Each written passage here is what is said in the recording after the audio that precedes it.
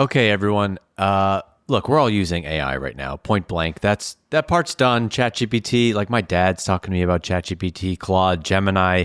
It's all gone mainstream and everyone's using it for copy help, idea generation, the baseline stuff. As Jess on our team, head of marketing, likes to remind me, I'm only scratching the surface. And there's clearly a gap. Most marketing teams are using AI tools to think, but not actually do. And that's where things are heading next. Our sponsor, Optimizely, built this platform called Opal that lets you use autonomous AI agents to go and do the stuff you shouldn't be doing manually versus just being another chatbot. This is stuff like creating and optimizing on-brand web pages, emails, SEO content, and campaigns by audience segment. It catches brand, legal, and accessibility issues before anything else goes live. It pulls data from your other systems like Google Analytics or your CRM and sales tools to auto-build reports, summaries, and recommendations. And guess what? It's completely no code. So marketers like you and me can build and leverage agents for any use case that we dream up without needing to rely on developers. Heck yeah. So get this, Optimizely has this awesome offer for Exit 5 listeners. They're offering a free personalized 45-minute AI workshop to help you identify the best AI use cases for your marketing team and map out which agents can save you time with a practical plan you can actually go and use right away. So if you need help demystifying all of this AI agent stuff and you want to figure out where you can put AI agents to work inside of your marketing team, go and check this out. Go to optimizely.com/exit5 and check it out. That's optimizely.com/exit5. You're listening to The Dave Gerhardt Show.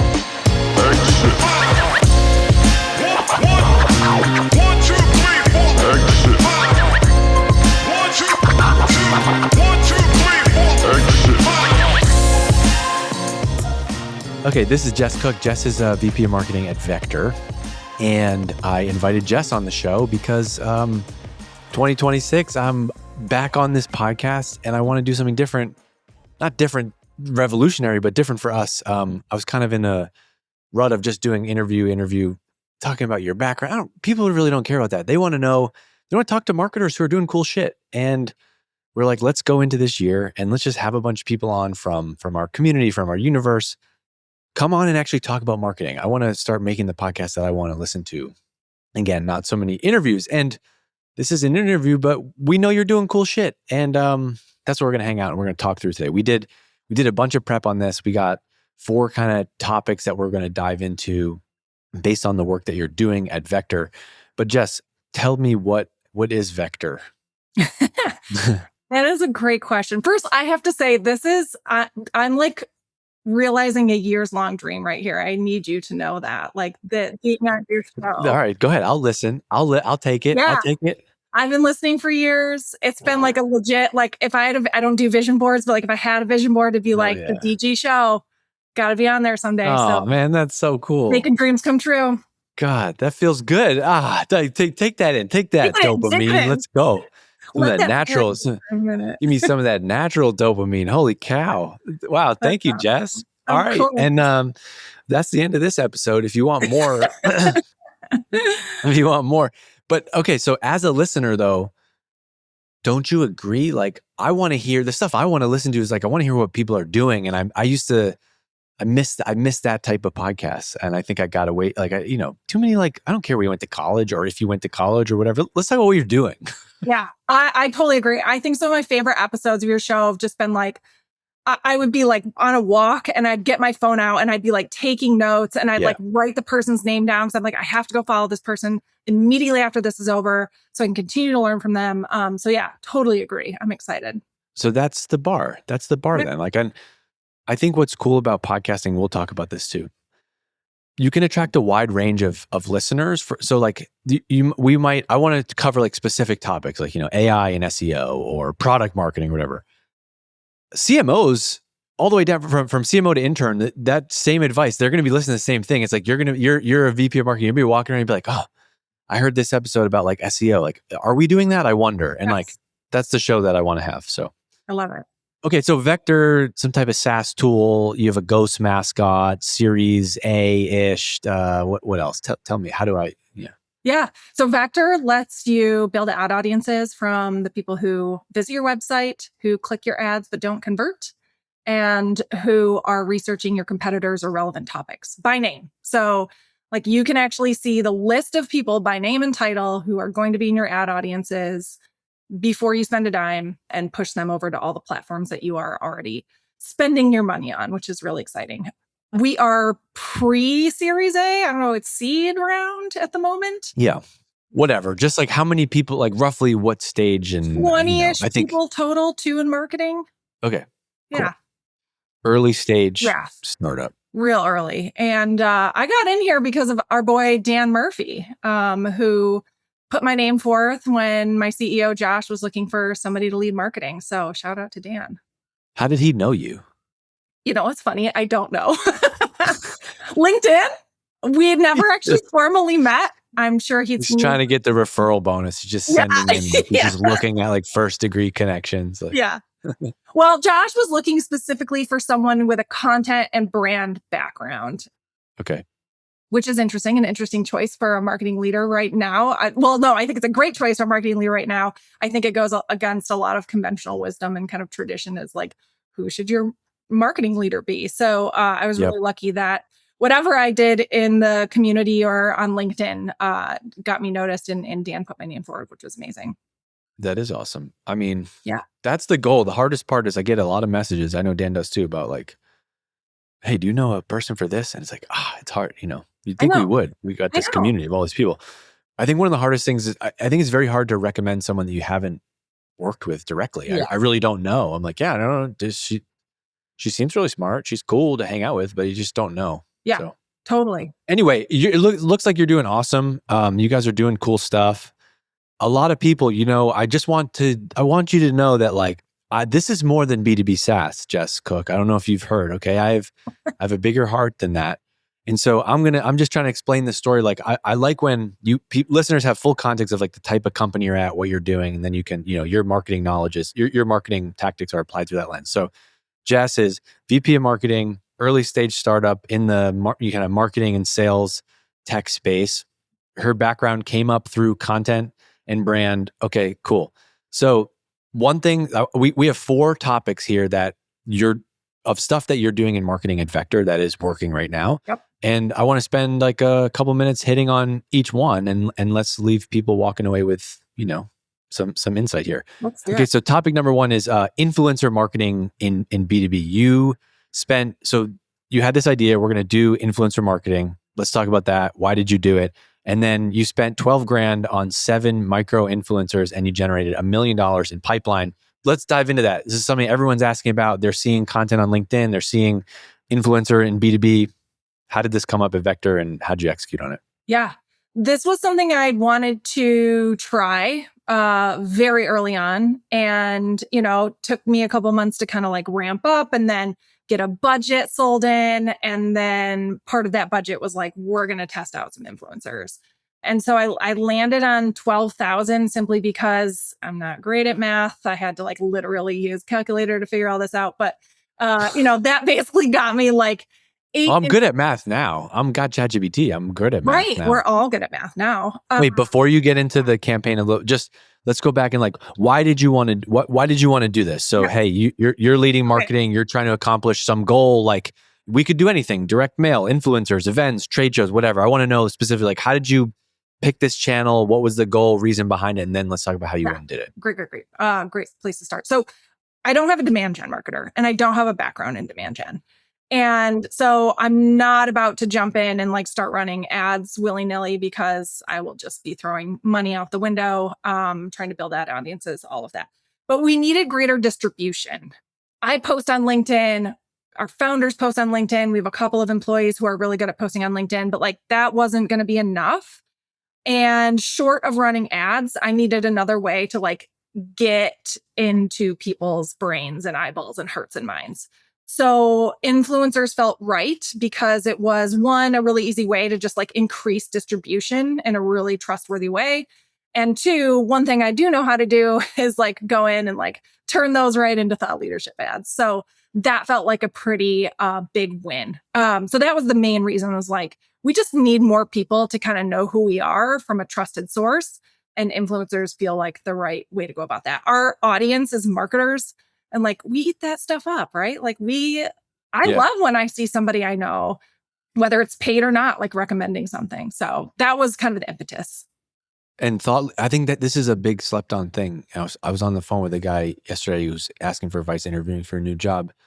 It's kind of is crazy. Like thought leadership ads, it's like on one side, it's like, it's a bummer from a organic standpoint because like you don't get to reach all your followers. But from a company standpoint, if you're spending money on LinkedIn, I mean, the thought leader ad is insane. Yeah.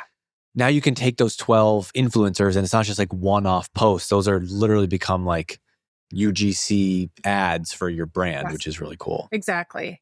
So you can justify the cost other than like, we need these 12 actually, what was the offer? What did they post? What did you have them all post? And what were the mechanics of that? So we did a 3-month pilot and I aligned each month with either a launch, like a product that we had launching or that we wanted to promote. And then one of the 3 months we had done a survey and I gave them like all the results basically and had them like post about the results and the implications of it. So each month was kind of aligned to that. And we ended up kind of doing a mix of like customers and non-customer influencers. They were not people with like huge followings. Like average was like 12 or 13,000 followers, which is incredible. Super respectable. No way. If you only have 10,000 followers, we are not offending you right now. If you're not, I don't know if you know, I have 190,000 followers. So that is nothing to a guy like me. So pennies. Yeah. No. So but that's good. So much trust, I think, built into those like kind of audiences of that size, right? Well, also, hold on. This is what's crazy about B2B. And you don't need you're not doing this to generate hundreds of thousands of impressions or leads or whatever, right? Like, right. You could get, I don't know how much vector costs, but like whatever, let's just, make some simple math. I mean, we have like sponsors that we work with, for example, where if they get like one customer from doing a sponsorship deal with us, the math is amazing. And so it's the same thing. It's like, we don't need hundreds of leads from this. It's like, can we get a couple hand raisers? Exactly. Yeah. Yeah. And that was kind of the goal. And the other thing I decided against doing with this was any kind of tracking. Like I didn't give any of the influencers any UTMs. I just wanted to try it. I didn't want to wait. I didn't want to like set up this whole system in the back end to try and over that demand gen's person's dead body. Would they have let you done that without no UTMs? I know. I just delete them out. Delete.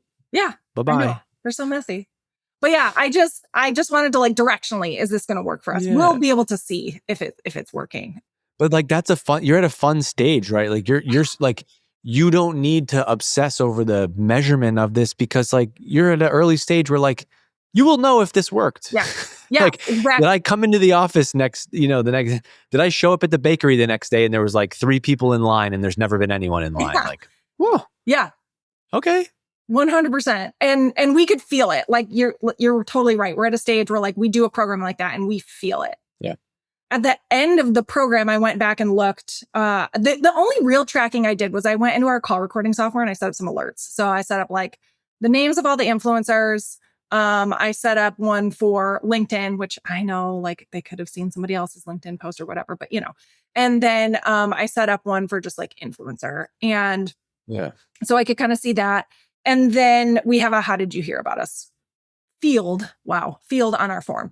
So nice. I look back at the end of the 3 months and we ended up having. What did you use for the call recording, by the way? Fathom. Cool. Yeah. And is that pretty accurate? Like if you typed in like Dave Gerhardt, it would be pretty good about mentions. Yes. Yeah, absolutely. And do you have to count them or like will it give you the count of the mentions? It'll give me the count of mentions. And I get alerts in my email too. Like every day there's like a digest of how many times something was mentioned. Could you say like over the last 30 days, how much has this been mentioned more? And you can do that in Fathom? Yeah. It has like a little AI chat thing built into it. So yeah, you could ask something like that. Nice. And it would be able to get that back to you. I mean, that's an amazing way to do this, right? It's like, if we can now track, if you have a company where you have sales, in your case, like you have to talk to a sales rep. Yeah. Yep. So you can then mine every call to understand like, hey, and just ask, how did you hear about us? Oh, it must have been LinkedIn. Exactly. So yeah, I look back and we had Cool. over 3 months, 45 demos that we could track back to this program, over 80% of which were ICP, which is pretty incredible. And that represents 1.1 million in pipeline. So yeah, like this is like, okay, Cool. I think the thing that gets hard then is like a lot of marketing leaders, a lot of CEOs would see that and be like, how do I pour $1 million into that? Yeah. Right? And there's diminishing returns at some point, and just like bandwidth issues, right? Like I was the one to run that program. Yeah. No, it's all good. This is great. This is fun.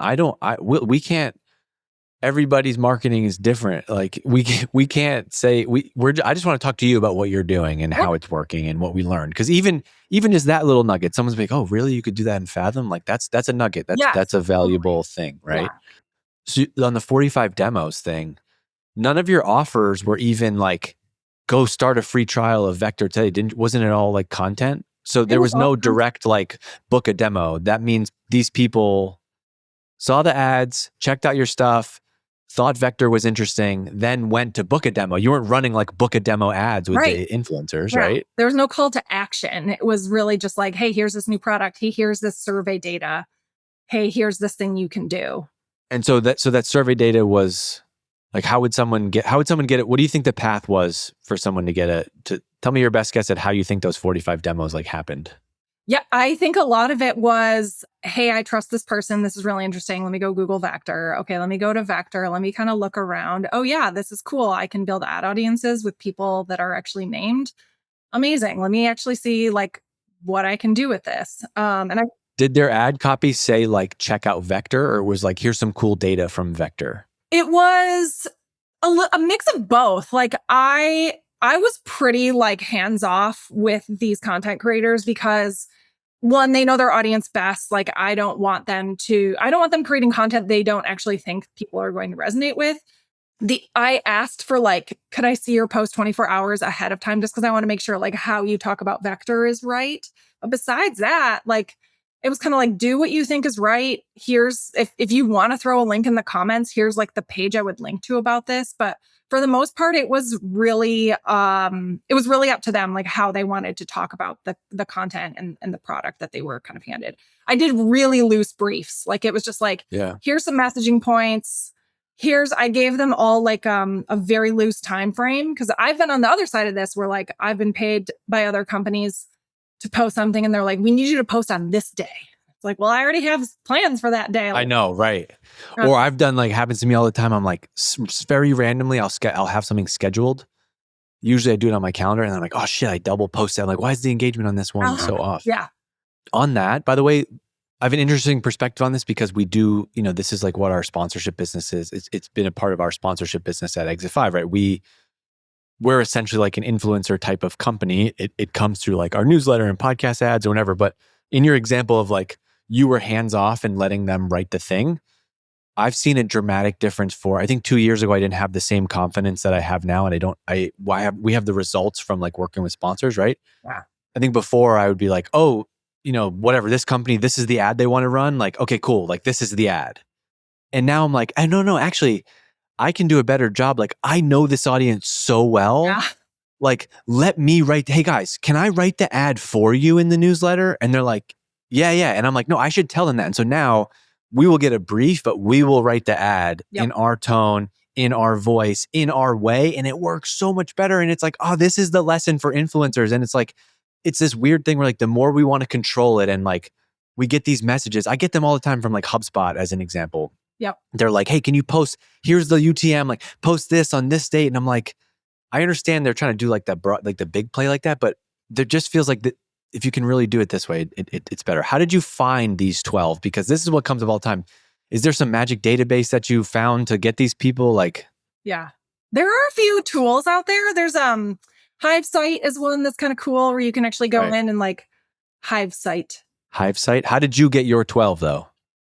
I kind of knew all of them. So four of them were customers. And so that felt really important to have like people who are actually in the product using it day to day and have seen business results can actually talk about this for us. And then the remainder were just as like Kaylee Edmondson, Brittany Blanken, right? Like people who are demand gen marketers that have so much trust built up in their communities and their audiences. So you knew these people, right? And Yes. and then there's probably industries. Let me ask this as a question.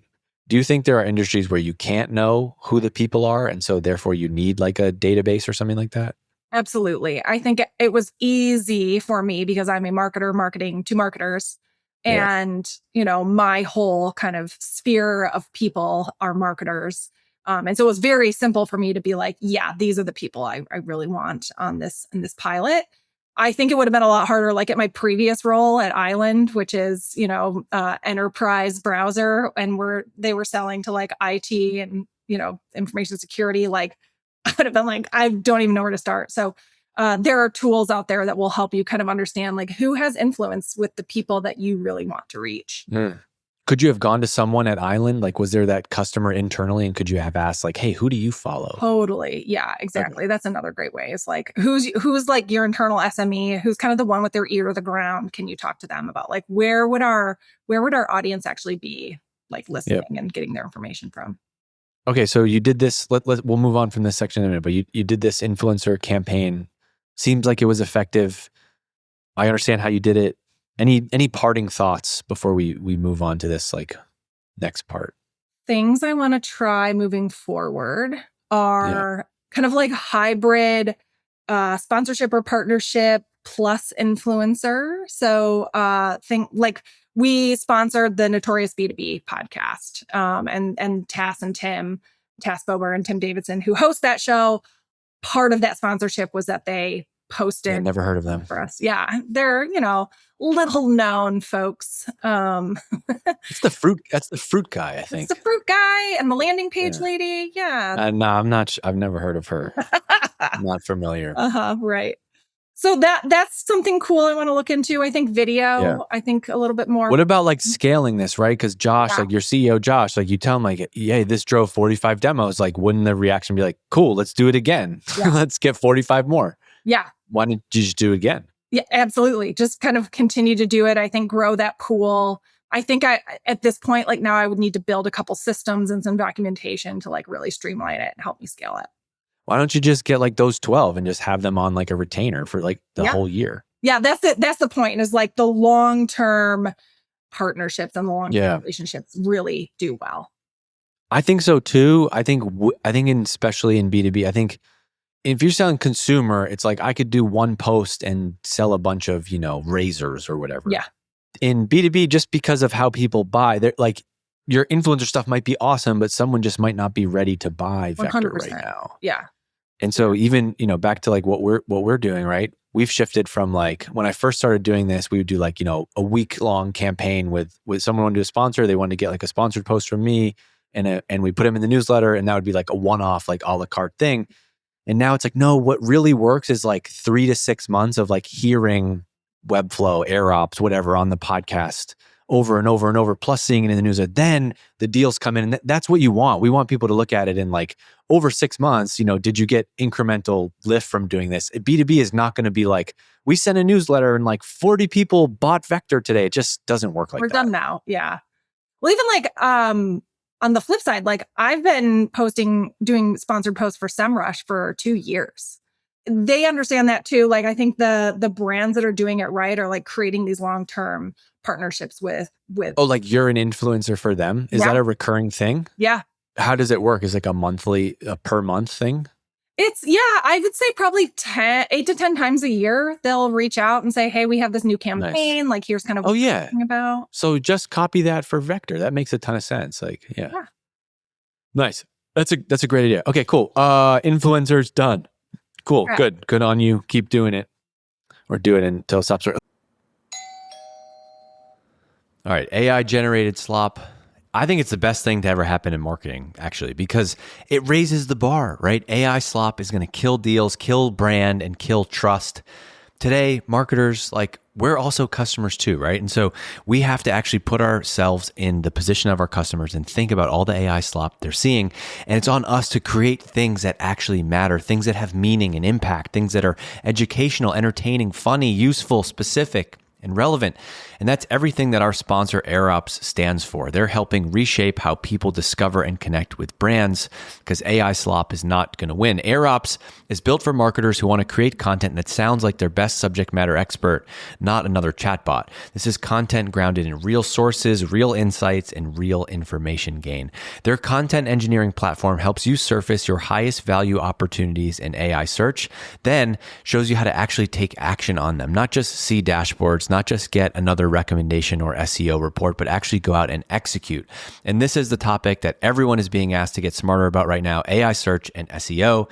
If you care about this topic, then you want to go and check out AirOps. They're built for you. It's airops.com/exit5. You can learn more about AirOps and what they're doing in the AI and SEO space. That's airops.com/exit5. Let's talk about podcasting. So you host a podcast at Vector. Yeah. The podcast is called This Meeting Could Have Been a Podcast. And it is between you, the head of marketing, VP of marketing, and the CEO. How did this thing come to be? Why do you do it? Is it valuable? Must be. We're talking about it in this. We're talking about it as a marketing tactic. I could spend an hour talking about the value of podcasting. So let me hear it. This is like, how's it going? One of my favorite topics. So it's going great. We're in season 2. We have plans for season 3 and 4. So obviously it's doing something for us. We really started doing this because we wanted some sort of like, there's lead magnets, right? We wanted an awareness magnet. We wanted something that was going to bring people to us continuously, that would always be kind of this big top of funnel, like you always know you're going to get value out of it. And through that, you're going to learn about us. And through learning about us, you're going to learn about Vector. And at the same time, we did not want the show to be about the product. We just wanted to like take building in public to the extreme. So we came up with this idea of This Meeting Could Have Been a Podcast. We kind of decided like it was going to be our one-on-ones. It was essentially going to be like you're sitting down in our one-on-ones. Each episode covers like one decision we had to make together. So it's like Jess wants to start running ads. Josh went to a conference and has a bunch of crazy ideas. Jess wants to start a podcast, right? So like each one kind of has a vein that we explore. And I think people like it because there are things you always want to say to your CEO that you can't, right? Because you just don't have that relationship. And Josh and I have that relationship. And so I think like I can say the things or ask the questions and I can get a real answer back to the things that like most people can't actually ask. And it's done really well for us. This season is even more successful than last season. We have about double the downloads we did pretty consistently month over month. And it's a lot of fun. I love the whole idea. The concept of it is great. It seems like you two have the right chemistry for it, which matters. I think that's the kind of secret sauce of it, right? Yeah, totally. I think people know that like they're going to learn something, but they're also going to be entertained. We have a couple like weird moments where like we do really awkward positive affirmations and we stare directly into the camera. So it's fun. I think one big piece of it being so successful is that we record on set. So we actually do this together. Like he lives in Florida, I live in Michigan. I fly down to Florida every few months and we over 2 days record an entire season. So I bring like 8 changes of clothes and we have like all the scripts written up and we kind of know exactly like what order we're going to do them in. And we do, the silly photos where you have to like the YouTube thumbnail. Do you have to do a lot of prep for that? Or is it like topic driven and you're kind of riff, a ton of prep? Ton of prep just to make sure that like we get the outline right. We don't do any real scripting besides the show opener. The show opener is kind of like a little skit. Besides that, it's all just kind of off the top of our head based on our outline. But we have very specific points we want to like make sure we hit and very specific stories we want to make sure we tell. Moments from like, hey, remember when we were at Exit 5 Drive and the boat mixed up and we had to like go figure all that out and it worked out, right? So like we will sit down and like try to really get solid outlines written. And that is what takes the most work. Nice. That's awesome. I feel like the in-person thing makes a ton of difference. And then I also feel like because you're batching them, your banter is already like, you're like warmed up a little bit, you know? Yeah, it is. And it you can feel that in the episodes. Like it just feels like one big conversation, which is awesome. Do you ever have a day where you're not really feeling up for it and you just got to do it anyway? There was one episode where I think it was like, one of the last episodes we were going to record on day 1 of the 2-day shoot. And I was like, I'm not feeling this one. Can we just like move this to the first slot tomorrow? And let's take that first one we were going to do tomorrow morning and move it to now. And like, I think I'll be in a better like headspace to do that. And it worked out great. But that's really like, I get so excited. Have you ever been like mad at him and you have to do the podcast? No, we don't get mad at each other. I can tell him if he's being crazy and he can tell me if I'm being crazy. And we're like, I mean, it's not normal. You're allowed to be frustrated with your boss, whoever your boss is like, can be kind of annoying sometimes. Yeah. I don't know. We get along great. Like I had someone ask me yesterday, have you guys known each other like a really long time? And I was like, this time last year, I did not know him. Yeah. That's great. Yeah. That's if you can find that is the recipe. I mean, I think there's a lot of people who can do the job. Like, I think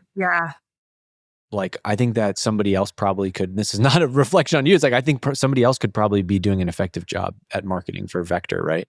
Totally. But when you have, it really is, I think the thing I'm learning too, Jess, is like, everyone always is like, it's all about the people. It's all about but it really, the business stuff is so easy. Almost all of the problems I have in a week are people problems. Yes. Yeah. I mean, this is my 5th job in 6 years. And it's simply because like I would go somewhere and I would be okay, like kind of doing my work, but like I didn't feel that I never felt what I feel here, right? Where I'm like, man, people really want to know my opinion and they really care about it. And like, it's different here. And I think if I had advice for people who are like, especially as a content person where it's like really hard to quickly show how your work is having impact. Like it's so long term, it's really difficult. It's like there is a leader out there for you, whether you're like, you are going to report to a CEO or you're going to report to a VP of marketing or you're going to report to like a manager of some kind. Like there is a leader out there for you who you are going to be able to jive with and get along with and grow with. Like keep searching if you haven't found them yet. Because it just takes all the bullshit out and then you two are on the same page and you can actually have productive and creative discussions instead of constantly worrying about hurting feelings or saying something or I don't know. Yeah. How do I deliver this to them so that they like it? Yeah. It's like, cuts all that out for sure. I tried just being super direct all week and it's really working. Are you not normally like that? I can be direct, but I think right now it's more like I'm just saying like if I'm saying exactly why I don't like something and saying exactly what to do next instead of just being, like I think before I'd be like, okay, sounds good. And I'm like, I kind of don't really like, especially because a lot of our team is new. And so I feel like the more, I just need to like say more things out loud and it's like intentionally trying to shape the team and the culture. Yeah. I feel like if I don't, so I'm trying to be more direct and it's hard. It is. I didn't always feel like this, but feedback is a gift. Like if you can internalize it the right way. I know it's really hard though. I still don't love it. And it feels uncomfortable and everyone's like, it's a gift. It's a gift until it happens to you. Let me just sit there and give you 10 minutes of feedback, And it's like, I get a lot of feedback and I don't want any more of it. Like I'm good. It doesn't feel that good. But anyone who goes on a podcast is like feedback is, I understand. I understand the concept, but it doesn't, we're still humans and it's challenging. And then I think sometimes you need to just say like, no, like the words N-O, like no. Yeah. And it needs to. It's a full sentence. Fuck, Leah says that to me all the time. She's like, just say no. It's a full sentence. We say no is a full sentence. What? But there's something that's weird about it. If someone emails me and they're like, hey, can I pick your brain tomorrow? If I just wrote back no, that would be an asshole move. Right. So then what do? I just ignore it. Then I ignore the message, but then I'm also an asshole. Anyway, in a work context, yeah, like it's okay. Like, nope, we're not doing that. Okay, done. Yeah, totally. Like it's a little bit like parenting sometimes, management and parenting. I'm not saying that teammates are children. I'm just saying like, you just got to be direct sometimes. Yeah. You just got to say it like it is. Okay. On the results of the podcast. Now, you know, it's working. It feels awesome. It's working. But what does that actually mean? I've been in a situation where we got a podcast and you feel it. You get DMs on LinkedIn. It shows up on sales calls. I'm wondering if you feel that in the same way. Yeah. I will tell you right now, I cannot tie it back to, I don't know, more than a handful of deals where it's been mentioned on a sales call, or I know for a fact that someone either saw a clip, heard an episode, right?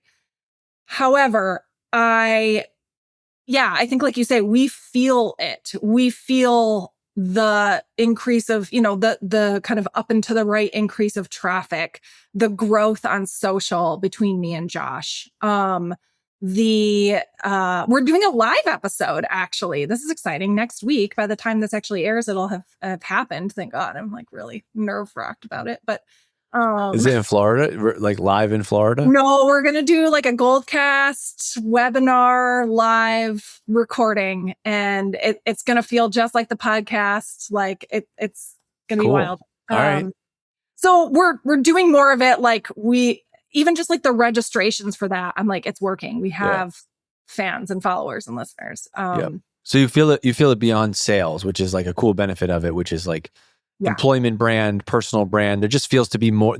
It's not like I know for a fact that the podcast has generated 6 deals for us, but it's more just like in general, since doing this, there seems to be more like buzz and air cover for Vector. Yes. Yeah. I think one of the marketing team's goals for 2026 is to be your marketing team's favorite marketing team.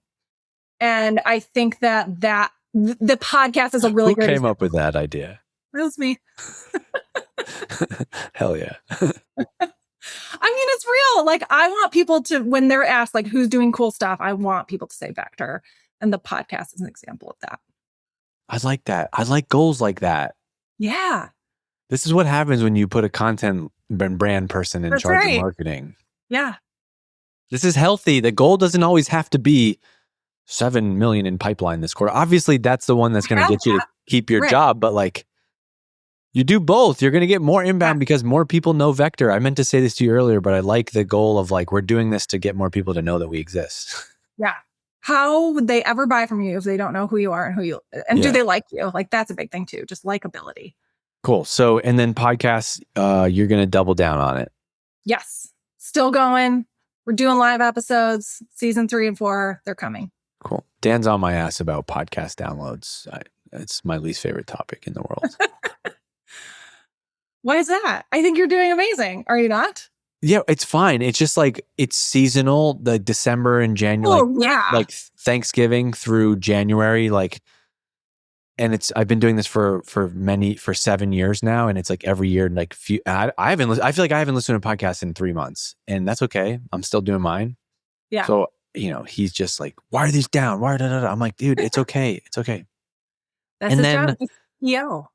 And then also, I don't know. I just feel like the goal is not, I don't really care if they grow like this, because the podcast, I think there are so many benefits of it beyond just like the growth machine. Yeah. And it's like, we create content through it. You meet people through it.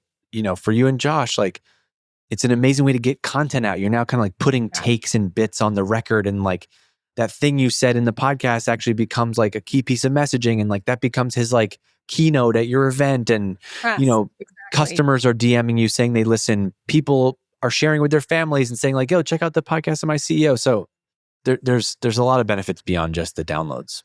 100%. Do you think a part of it, like, did you commit to doing this regardless of how it went? Or did you say like, hey, we're going to do 3 episodes and try this? We committed to a full season and just kind of wanted to see like what it would do. You know what, Dave? I think the thing that we really realized it was like becoming a thing was my and Josh's social following like really started. We started to see really steady growth. I've been posting on LinkedIn for like 3 years now, close to 4. the algorithm kind of does its thing year over year. And it's like, you see growth and then it kind of levels off. You see growth. Behind the scenes for me, like I was starting to see like real growth again. And so I was like, something's happening here. Like this is happening. So I think that was the moment we were like, okay, even I think halfway through season 1 being distributed, like the 4th episode was out and we were like, we're doing season 2 again. So yeah, it makes a difference. It's hard to track, yes, but like you can feel it, you can find it. Damn, I'm looking at your LinkedIn right now and your post today. I'm like, is that me? It's a bald guy with like a stubble and he's got an Exit 5 crew neck on. I really was like, was that me for a second? No, the head shape is different. That's Josh.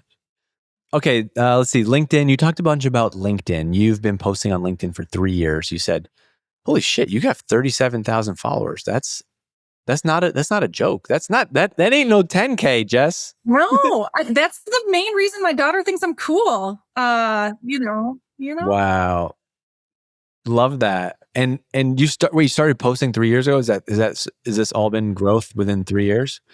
Yeah. Almost 4. I think it was April of 2022. Cool. I started posting. You know what? You know those things like imagine being one of those people who posts on LinkedIn.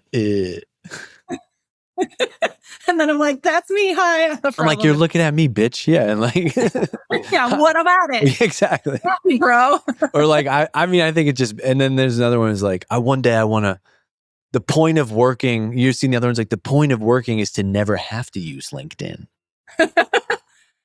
Hey, you know what? I will tell you the point of LinkedIn is to never have to apply for a job ever again.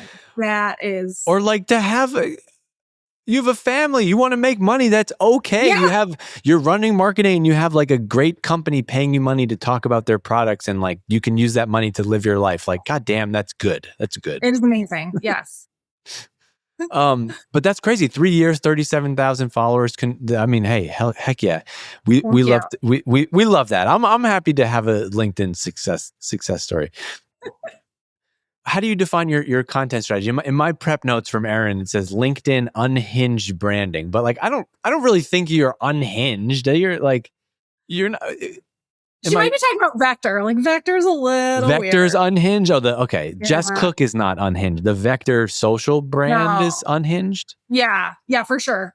Which honestly, like all I do for the Vector social page is just like repost me and Josh's stuff, but from the podcast mostly. But yeah, my content strategy is like, I really started posting on LinkedIn because okay, hold on. Actually, I got to go back even further. My background is in copywriting and creative direction. I was a copywriter and creative director on B2C brands, McDonald's, Rice Krispies, Frosted Flakes, Pop-Tarts, Cottonelle, a lot of like CPG stuff for 15 years. And I made the switch over to B2B and SaaS in 2019. And I felt so lost in those first couple of years. Like I was like, they're going to figure out I have no idea what I'm doing. They're going to fire me. Like all I know how to do is write recipe descriptions for Rice Krispies treats. Like, what am I doing here?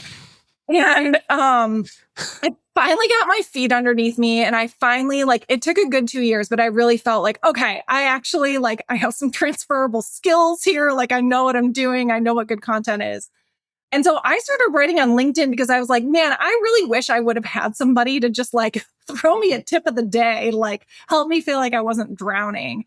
And I just wanted to be that person for someone else. And I just kept going. So that's kind of my ethos is like, what would help someone not want to cry at their job today? Like what could be something that could really help them out that they could use who's a content marketer or trying to move up the ladder or has an untraditional background that maybe is like, man, today is rough and they just need a little glimmer of hope. Can you remember a Rice Krispies recipe off the top of your head right now? Well, it's the same recipe over and over and over, and you just put a different topping. So it could be like butterscotch Rice Krispies treats, and you just put butterscotch in the original recipe. Like nice. I'm legit. I wrote, I kid you not, 200 plus recipe descriptions as a junior copywriter. Love that. Yeah. Look, I think it's great. I love the background and how that plays out. And I think it's the perfect era for this. Like I think you have to win by standing out, by being different, by getting attention, by getting people to like you. I did a podcast this morning actually with Louis Grenier, his books. Oh, yes. Yeah. And his whole thing is like standing out, being different. He was great. He was super creative. Reminded me a lot of like kind of like Harry Dry type of stuff. But yeah, I like that. Even just like the fact that Vector has a mascot for some reason works for me. Yeah. Like it does. And I said to you yesterday, like you gave these out at our event, and like my kids both have this ghost stuffy, but there's something about like, I'm looking at your LinkedIn, like the banner you have, the only way to build ad audiences by name, and it's Vector and this little ghost. And then like your white and pink, like the brand colors, it really does work. And it makes me, I said this on the podcast with Louis, but like, it'd be fun to like use brand as an advantage right now and to stand out and to not have your website and everything feel like, Stripe or whatever. I feel like it's non-negotiable moving forward. And I think I posted this just the other day. I really think we're going to start to see content marketers move up into that like marketing lead role because they understand that. And, I think that was part of the reason I like Vector was so appealing to me when the opportunity arose. Was like, they had the ghosts on their site. They named the problem. They had fun colors. There was like a little bit of, sass or attitude to their vibe and their tone. And it spoke to me as like my past in B2C, right? Where everything has a mascot and you actually like try to capitalize on emotion and not just like, oh, there's frosting on every flake, right? Like it's bigger than that. And I think we're going to start to see like, this is going to be the new wave where marketers who understand that are rising to the top. And it's just more fun. This is a more fun job to like be creative. And like, I don't know, I love that stuff. Like this, what I love about marketing is like if my kid's school was doing a fundraiser and they wanted help like getting more parents to like donate, I'd love to be involved in that and like come up with something creative. And that's what we're doing just at a bigger scale with like a B2B brand. And like, that's the fun shit. That is so fun. What's not fun is all the other internal and people stuff and da-da-da. But like, I think if we can do more of that, like craft, I love this lately, like the craft of marketing, the art of marketing, like that's what's fun. It's so fun. And we lean pretty hard into the ghost. I think people really love him. Like I've had so many people tell me now that like when they see a ghost, they think of Vector. They don't think of Snapchat. Like they think of us, that's pretty wild.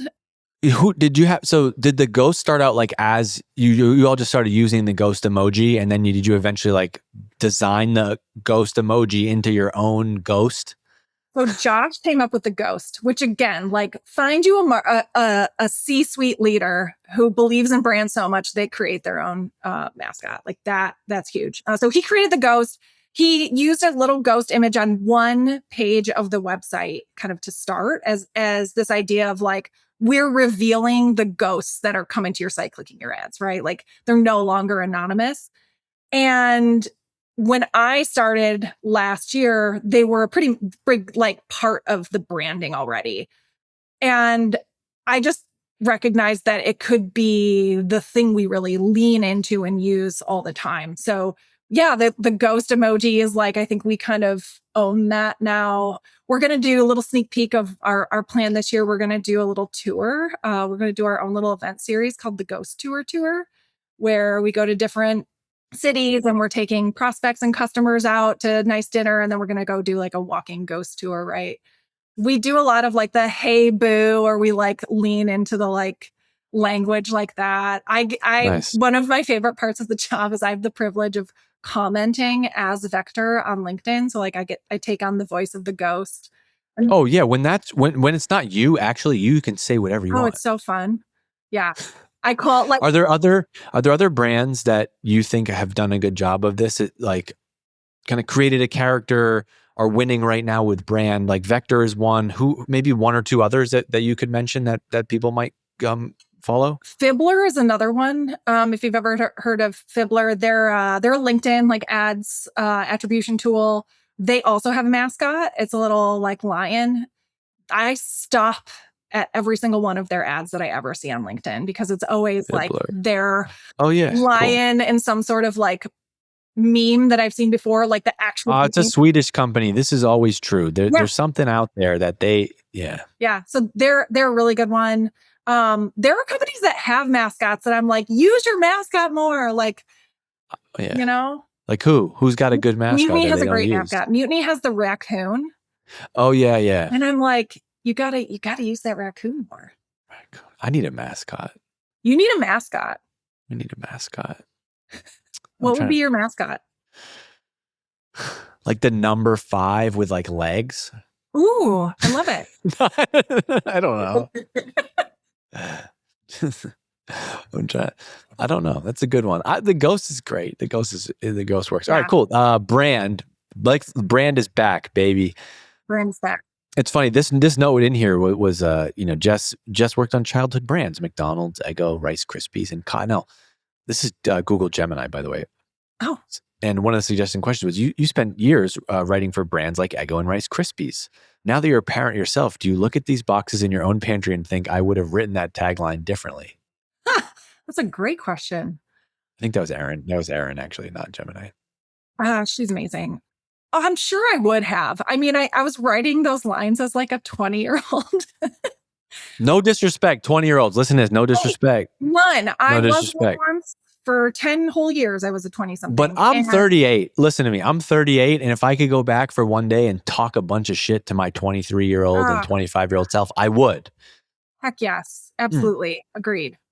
Yeah, I would. And because I know things now that I couldn't have possibly known then. So yeah, absolutely. I would write. It doesn't even mean you're smarter. Just like literally you have more time. Right. Like I will know more when I'm 70 than I know more now. Yeah. It's a fact. Any person older than me that I've ever disrespected in my life, take back. It's over. Never, wipe it away. Never happened. Never happened. No. Right. I understand the error of my ways. You in the copywriting thing now. So you wrote for like the big brands, right? But now all the whole marketing play is like everything in our pantry, right? It's like Linda made these snacks because she was tired of feeding her family. She saw the sugar, how much sugar there was in normal snacks. And so she made veggie chips. You know, it's like, it's always a story about like how some family like created their own thing now. Or out of the garage, sold it in a wagon. Yeah, totally. What is your like guilty pleasure at home drink during the day? Like for me, I'm a closet Olipop guy. I'm not, a lot of people don't like it. A lot of people do. Has that fake taste in it. For me, it works. Well, do you have one? I could see you being a tea person. I'm a Coke Zero girl. Whoa, I didn't see that. Coke Zero. Wow. Love it. Okay. Can't get enough. I have to like limit myself to one a day. Does it have caffeine? Oh yeah. Caffeine doesn't really like do anything for me though. I could have a cup of coffee right before bed and be fine. Has that always been true? Yeah. So we had this. We were in Arizona and we had this team dinner, and it was really late at night, and I was on the West Coast, and I was all out of it. And Dan I was really full too. And after dinner, he ordered an espresso. He says, I always get an espresso after dinner. And he's like, I feel like we ate so much. He's like, you'll be fine. You ate so much steak. Like, it's not going to bother you. I was up the whole freaking night. Yeah. So that stressed me out. You're a Coke Zero. We're going to send you a big case of Coke Zero. Oh, you can have one a day. When is it? Is it timed? Is it timed at a certain point in the day? This is the thing about getting older. I won't tell you how old I am, but I am older than you. And I don't like to drink water. I have this. Josh actually for Christmas got me this water bottle that like lights up when I don't drink enough, and so I make myself drink 3 of those before I can have a Coke Zero. Good. That's good. Good for you. And I would have guessed that you're like 28. So. Take that, put it in the bank, clip that on the record. You can have it. Gift from me to you. I appreciate Happy that. Hanukkah. Like, you're good. What else is in my doc? I think we did it. We talked a little bit about the transition from content to VP of marketing, but maybe let's wrap up and hit on this for a couple more minutes. We didn't do it enough justice. Yeah. Are there things that need to be different?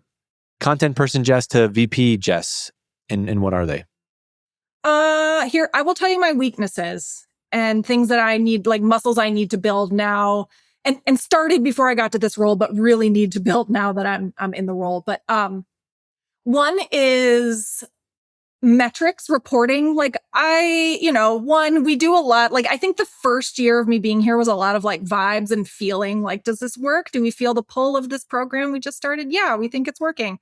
I want to get really good this year at like knowing what's working and actually doing some sort of reporting and like building some dashboards. We have an incredible RevOps lead. I believe she's been on multiple Exit 5 events, Sarah McNamara, but she's building all kinds of stuff for me for this year to really understand like what's working, where should we double down. So that's one big thing. Two, managing a team. When I was a creative director, I managed copywriters and art directors, teams of 10 or so. But it's been a while, and managing an actual like marketing team is, that's a different skill set than being the individual contributor. So those are the two for me, is like really sharpening up on like kind of reporting and metrics and understanding like what is important. There's so much data that you could gather, and like what's just noise and what actually is showing me that like we're doing our jobs. And second is just being a good leader for my team. We have a demand gen marketer starting later this month, which is so exciting. And yeah, so there will be 3 of us on the marketing team, and I want to be a great leader to them. Hey, buddy. Nice. Sam's here. I think you're set up. I think that's also a key ingredient in your past without knowing you too well personally. If you can manage copywriters and create to be able to be a creative director is you weren't a VP or a marketing leader before, but managing that many people and having to give feedback on work at that scale is very translatable. Very important. He had to know where my baseball glove is. There's a foot of snow on the ground. I don't know why that's. They don't care. Kids don't care. They will swim in 50-degree water. They will play in the shorts and play in the snow in their shorts. Doesn't matter. Yeah. How do you balance keeping your sanity while working from home and having a family? It's not easy. If we could make a GIF, I say GIF. If we could make a GIF out of your reaction right there, that would be like, that's the answer. Let's do it. There are a few of those from our podcast that are gold. I make some crazy faces. I don't mean to. I am fortunate enough to be able to like get my groceries delivered, pay to have my house cleaned. Like to anyone that has the ability to do those things, like I just say, do it. I think part of it too is like, I'm kind of okay with the house looking like a Toys R Us exploded in it at some point. And then knowing that like, I'll clean it up this weekend. So a lot of it is just like, what can I outsource? Very much like I would here at Vector, like what can and should I outsource?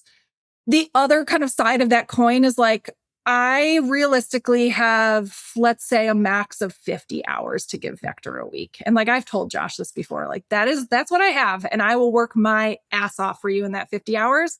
And then when the kids are home, or we have Girl Scouts, or we have basketball practice, or volleyball practice, like I'm going to sign off and I'm going to go enjoy those things without feeling guilty. And he has kids too. I think that's a really important piece, is like find yourself some leaders that, if they aren't in the same life stage as you, at least to have empathy for that and will give you the flexibility you need to like live your life while you work.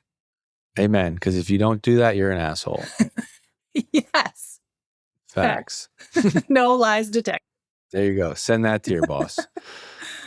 That's right. But are you able to fully turn off? No. Like you're not checking you're not like sitting up in the bleachers looking at Slack on your phone? Oh, totally. Yeah. I'll be on vacation. I was in a pool in Turks and Caicos earlier this year, checking in on LinkedIn. I'm like, what am I doing? Like that's the whole thing, right? Like even you quantifying it as 50 hours, it's like it's not. Yeah, you're so right. Not, yeah. Maybe like hours touching the computer, but like yeah. And like as the owner of the business, like don't you just want, or the boss, whoever, like, is it about the hours that you're working, or like how can I create an environment where like you're walking the beach in Turks and Caicos and you're like, oh, you know what ads we should run? Like I want that. And so if you're only going to be in the office for whatever, but like you get it And we're in marketing, like ideas don't just stop. And so like, are you gonna be like, all right, my work brain is off. Like, Dave, do not get any ideas this weekend, because if you get them, you'll have to work. Those are the moments when you get the ideas, when you are away and you're walking. Every weekend ever. Every weekend ever is when I have ideas, because Monday through Friday, you're in meetings. And then when you finally get a minute, it's like, oh, Yeah, unlock. I got it. I figured it out. Yeah. Do your kids know what you do for work? So my oldest will be 13 in 4 days. So she kind of gets it. She understands. She thinks it's cool that I have like LinkedIn followers. I mean, does age matter? My parents are 68 and they don't know what I do. So the age is not the qualifier for that. Oh, it's true. I feel like that, like, man, this generation, like, she showed me how to edit videos on my phone. She has shot videos for me for LinkedIn. So she totally gets like what I do and that I'm helping building a company and we have a brand. Like, she understands all that. My 6-year-old like doesn't really get it. She'll like come in and she'll be like, "Oh, that's you. Look at that." You know, like she thinks that's kind of cool. But that was my guy that just came in, is 6. And he literally, that's why he was like, Dad. Because he can't hear because I got these in, and you're just like, there's no sound right now, and I'm just sitting here. He has no idea you're talking. Dad. Yeah, exactly. Yeah, I know. They like get it, but they don't. You know, I mean, they don't really understand like what marketing is. But yeah. But they have nice clothes they can wear to school. Heck yeah. They know that. They have a Stanley Cup, or the Owala's like the big one now. The big. Give me a break. The whole issue at the kid's birthday was someone gave her off-brand Stanley, and I had to tell her it wasn't a Stanley. And we got in an argument about it. I'm like, no, but seriously, this is why brand matters. That's not actually a Stanley. Yeah. Even at that age, it matters. But they created a cat. Anyway. All right, Jess Cook, you rock, man. Thank you for hanging out. This is great. Super fun. You can go find Jess Cook on LinkedIn. We're measuring your follower count before and after this. And so we will be able to directly track how many followers you got. Go check out Vector. And Jess is also like OG member of the Exit 5 community. She's in there. You could, holler at her in there, or, say like, hey, I heard Jess on the podcast and it was awesome. And then just send me any notes or feedback, dave@exit5.com, or reach out on LinkedIn. Big year ahead for our podcast. We want to share a lot of like really useful marketing stuff. And I hope we're off to a good start. But if we're not, send me a note and let me know, because they will, Jess. And you know what? Feedback, like we talked about earlier, Jess, feedback is a gift, right? Gift. It's a gift. Hey, thanks for making my dream come true. I appreciate it. Oh, do you stop that? Don't. Hey, thanks for listening to this podcast. If you like this episode, you know what? I'm not even going to ask you to subscribe and leave a review, because I don't really care about that. I have something better for you. So we've built the #1 private community for B2B marketers at Exit 5, and you can go and check that out. Instead of leaving a rating or review, go check it out right now on our website, exit5.com. Our mission at Exit 5 is to help you grow your career in B2B marketing, and there's no better place to do that than with us at Exit 5. There's nearly 5,000 members now in our community. People are in there posting every day, asking questions about things like marketing planning, ideas, inspiration, asking questions and getting feedback from your peers, building your own network of marketers who are doing the same thing you are, so you can have a peer group. Or maybe just venting about your boss when you need to get in there and get something off your chest. It's 100% free to join for 7 days, so you can go and check it out risk-free. And then there's a small annual fee to pay if you want to become a member for the year. Go check it out, learn more, exit5.com, and I will see you over there in the community.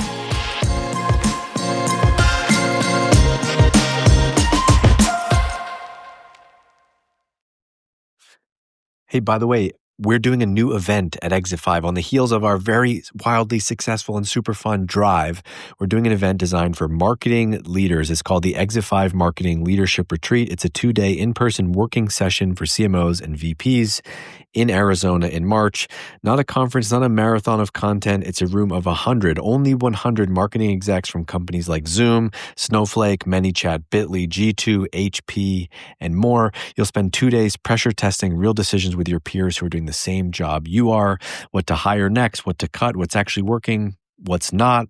Small, intimate, exactly what you have needed in a marketing event designed for leaders and CMOs and VPs like you and me. It's on March 18th through the 20th, 2026 at Mountain Shadows Resort in Scottsdale, Arizona. We have 100 spots and they're filling up fast. I think as of recording this, we had 42 tickets sold. So if you're a CMO or VP of marketing and you want to think better, move faster, and lead with more clarity this year, this event is made for you. We do awesome events. I'm super excited to have this one out there. You should go check it out. Exit5.com/retreat. That's exit5.com/retreat.